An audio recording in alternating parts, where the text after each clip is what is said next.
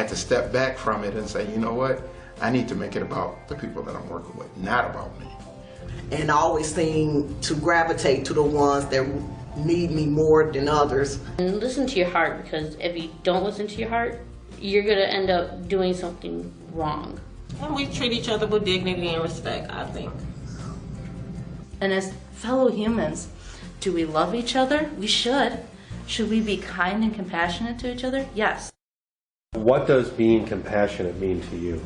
Caring about other people unconditionally, caring concern for other human beings.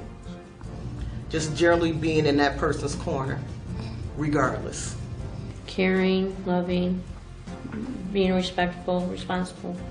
Being loving, being kind to those around you. Just being a friend to somebody, because we all want to feel safe and valued. So what does it look like in action? It looks like someone giving of themselves without any kind of reciprocation, without expecting anything back, just basically doing because it's going to help somebody else. Hard work, dedication, consistency, understanding, listening, and the ability to be there, literally be there. I take time and listen to them. I play games with them. Well, personally to me, with what I do, I work with special need kids for Detroit Public Schools. A lot of times the kids already come there and we already know their home situation, and a lot of times they do act out, and just saying I love you, give me a hug, because this is what I say to all the kids when they come in the building. I'm like, I love you, give me a hug. And what would you say the most important principles for you are in your role as a caregiver? If they're feeling sad and they're crying, and maybe they don't want to be hugged, but they want somebody to just sit there and listen, then you just sit there and listen. You be exactly what they need. Selflessness, caring and concern, zero expectation as far as when you're dealing with a person. A goal may be set, but there's no time limit. I'm going to treat them like my mother treated me. I'm going to show compassion. I'm not going to just give up on you because everybody else has given up on you. You got to put on a smile. You got to care about these kids, because you might be the only one in their life that do care. Make Greg feel safe and loved, and always treat him with dignity and respect. If you make them feel that your heart is in it, that you don't really care about that paycheck, and that you're not worried about how many hours it takes them to get dressed, then that's going to make them feel, this person is really here for me, this person is genuine, this person's not going to hurt me, and I can trust this person, and I can confide in this person whatever I need. Is there anything we can do to avoid the formation of compassion fatigue in the first place?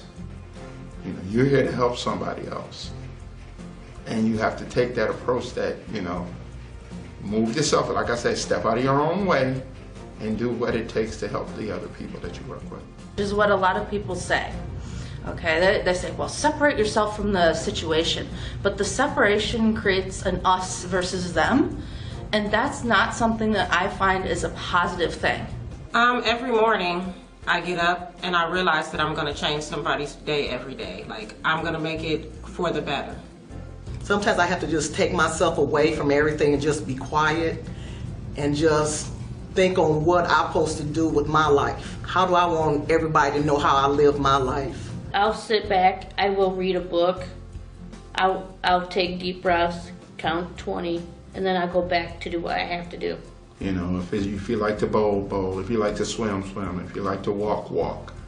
You have to do something to recharge those batteries. So it's not just making sure you're healthy physically, making sure you're clean. It's about inside as well, and trying to stay connected with other people who are positive as well. So what encourages you to do this work?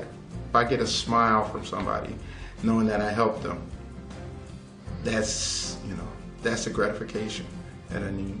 I've always wanted to care for people. I have a 17-year-old that his mind's a 5-year-old. And he encouraged me to do this work to help others. This is somebody's loved one, and how can I help them? How can I love them the way that I would have wanted my family loved? I just want people to know that I did care. I did care about my babies, even though they're like 26 years old now. Some of them are older than that now, because I've been doing it a while. I always cared about them, always. Just knowing that I'm going to change Greg's life for the better every day, and knowing that he's changed mine for the better every day. And what would you tell a brand new caregiver on their first day?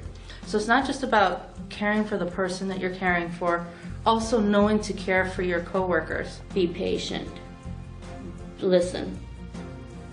Give them your full vital attention. Be honest with them of what's going on.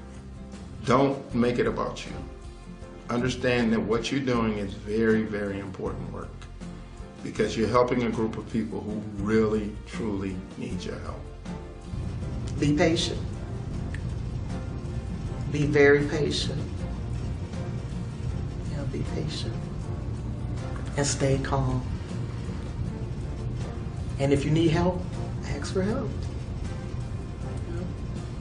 Always make a person feel safe, loved, and treat them with respect, because we all want to be treated with respect. And just know that you're changing somebody's life for the better.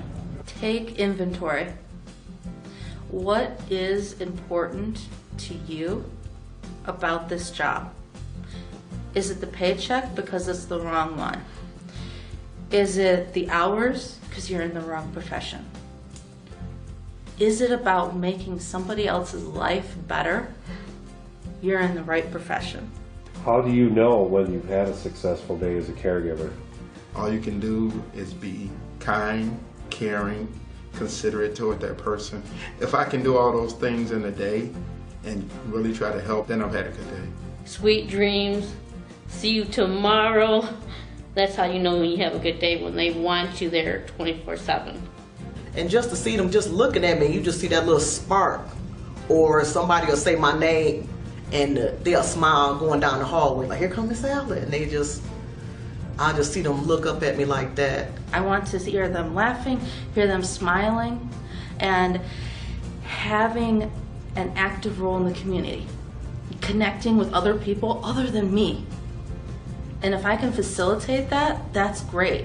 I get one of those magnificent, wonderful smiles he has. See that one right there. And he tells me thank you. Home fed love. House made of bricks. Home is made of love, and the house is made of bricks. Better together, well, and threaded together in a culture of gentleness.